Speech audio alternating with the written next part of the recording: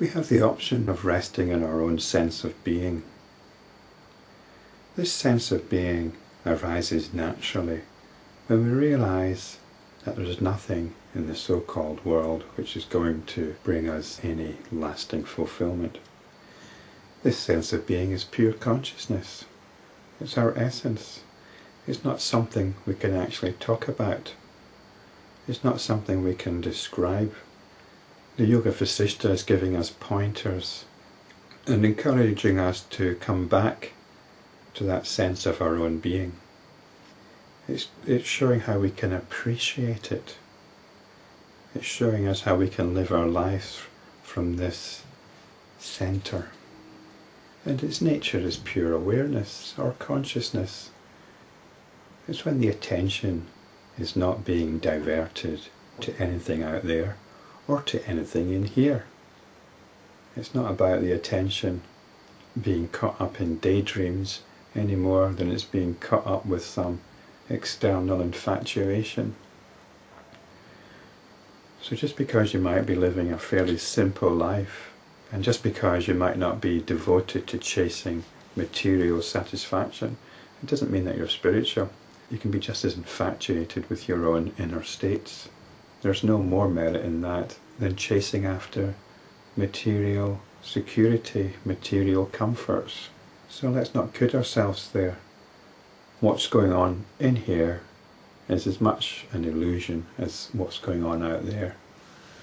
Rather than the attention getting caught up with things out there, rather than the attention getting caught up with things in here, the attention turns on itself. Examine the attention. When you examine the attention, what are you doing? You're turning the attention to the attention. And if you can appreciate that, if you can appreciate the significance of that, then you've got some understanding of spiritual practice or enlightenment practice and of what the Yoga Vasistha is talking about. Remain as the pure consciousness. Drink the essence of self-knowledge. Rest free from all doubts in the garden of nirvana or liberation. This is what you've got. This is the option that you've got. Don't dismiss it. Our education, our culture diminishes it, tells us that it's unimportant, but its importance and implications are miraculous and staggering. So a lot of this is about consciousness appreciation. Why do you, O men, roam this forest of samsara, which is devoid of any essence? The forest of samsara is the forest of your inner states and your notions about a world out there. O deluded people, do not run after this mirage known as hope and desire for happiness in this world. Pleasures are pain in disguise. Why do you not see that they are the sources of your own destruction? Do not be deluded by this illusory world appearance. Behold this delusion and inquire into it. You will then rest in your own self, which is beginningless and endless. The ignorant regard this samsara as real. In reality, it does not exist at all. What does exist after this appearance is rejected is in fact the truth, but it has no name. It's sometimes called Brahman. But whenever you put a name on something, you create an idea about it, and you create a notion about it, and then you start relating to that notion. That's the cognitive process. We're not having anything to do with that. Bring the attention, examine the attention, examine the attention. You have to, whenever you examine something, you're bringing your attention to it. Examine the attention with the attention. The attention is your awareness. It's your sense of being. It's what you know is real. Like a lion, break away from this cage of ignorance and rise above everything. You need to be bold like a lion and uncompromising like a lion. Don't be afraid to assert the reality of your own awareness. Rise above everything. Don't be dragged down into the mud of your own notions and beliefs. To abandon the notions of I and mine is liberation. Nothing else is liberation. The abandonment of all notions. We're not dismissing notions, we're just not giving them any importance with respect to our own sense of being. Liberation is peace. Liberation is extinction of all conditioning. Liberation is freedom from every kind of physical, psychological, and psychic distress. Distress is something which feeds upon itself.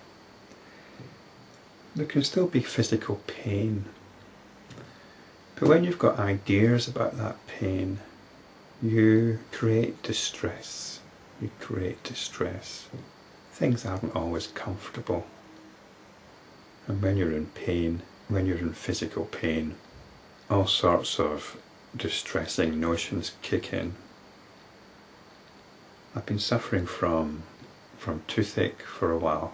Well, the toothache subsided, but now I've got a swelling on the gum and I'm on antibiotics. And it's quite interesting. I was observing my reaction to this because I haven't felt much pain in my life, much physical pain anyway. And it's amazing the stories you get coming in. I mean, not just from my own head, but from some certain people that I know, you know, about the infection getting into the bloodstream. And then I think, well, I shouldn't die because what about my girlfriend, somebody that loves me? I don't want to disappoint her. So then the whole drama starts kicking in. Dramas about my own mortality and about illness. I have to admit to being quite pathetic. But I was observing it, and there were times I could get some kind of perspective on what I was doing. The problem was, to what extent should I make a fuss about the painful tooth? Clearly there's certain things that could be done to minimise the pain, but I also needed to get it checked up to see if something could be done to alleviate the condition. It just so happens that my usual dentist is on holiday for 2 weeks, so I had to see another dentist. So I needed to be quite clear that I'd done what could be reasonably expected without being neurotic or anxious about it, and without following the pattern of trying to ignore it and just hope it will turn out okay for the best, which is actually my inclination. I thought it would just leave it alone and it will sort itself out. That tends to be my attitude, but sometimes this can be an excuse for doing nothing. But I've had it seen, I've had the antibiotics, so I've done what can be done, and all the other stories can just disappear. I can see how this pain was giving rise to physical, psychological and psychic distress, but it wasn't the pain itself, it was the ideas that I immediately grafted on to that sensation of pain. This world is not seen by the ignorant and by the wise in the same light. To one who has attained self-knowledge, this world does not appear as samsara, but as the one infinite and indivisible consciousness. The man of self-knowledge is awake to that which is non-existent to the ignorant. That which is real to the latter is non-existent to the enlightened. It's curious, a lot of this might seem very abstract and philosophical and dull, but actually it's the ordinary understanding which is abstract, metaphysical and dull. All this is about is just clearing the decks of all our notions and just simply coming back to what is.